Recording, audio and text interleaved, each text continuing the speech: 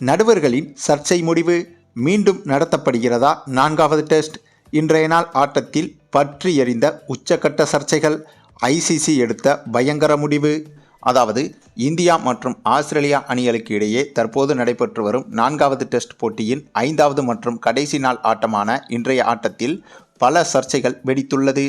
அவங்க 5வது மற்றும் கடைசி நாளான இன்றைய ஆட்டத்தில் இந்த போட்டியில் இந்திய அணி வெற்றி பெறுவதற்கு மிக மிக சூப்பரான வாய்ப்பு ஒன்று உருவாகியிருந்தது.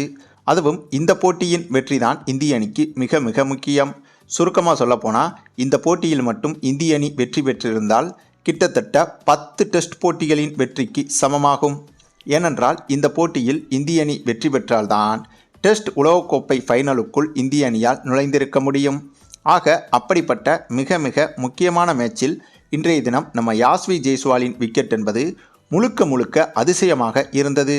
ஏனென்றால் அனைத்து இந்திய பேட்ஸ்மேன்களும் அவுட் ஆகிய போது கடைசி ஒரே ஒரு பேட்ஸ்மேனாக இந்திய அணிக்காக களத்தில் கிட்டத்தட்ட 6 மணி நேரமாக போராடிய யாஸ்வி ஜெய்ஸ்வாலின் விக்கெட்டின் போது ஸ்னிக்கோ மீட்டரில் எந்த ஒரு ஸ்பைக்கும் காட்டப்படவில்லை. ஆனாலும் நடுவர்கள் அவுட் கொடுத்து மிகப்பெரிய சர்ச்சையை கிளப்பியிருந்தார்கள். இதனால் இந்த போட்டி வழக்கத்துக்கு மாறாக சில நிமிடங்கள் கூடுதலாக தடைப்பட்டு மிகவும் சர்ச்சையானது. அது மட்டுமில்லாமல் இந்த போட்டியில் இந்திய அணி இப்போது தோற்றிருக்கிறது என்றால் அதற்கு இந்த ஒரே ஒருவர் தாங்க காரணம். அவர் வேற யாரும் இல்லைங்க, நம்ம ரிஷப் பண்ட் தான்.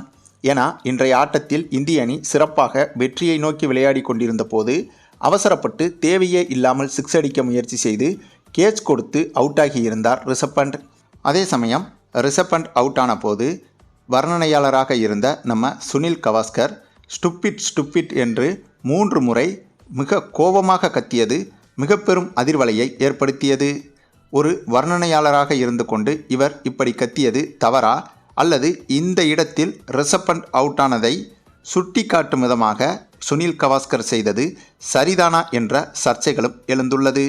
ஏற்கனவே இந்திய அணி 3 விக்கெட்டுகளை இழந்து இன்று திணறி வந்தபோது ரிஷப் பண்ட் களத்தில் பொறுமையாக விளையாடி வந்தார். களத்தில் இதுபோன்ற சமயங்களில் நம்மதள தோனி என்ன செய்வார் என்றால் அதிரடி என்பதை ஆரம்பத்தில் கையில் எடுக்க மாட்டார். போட்டியை கடைசி வரை கொண்டு செல்வார்.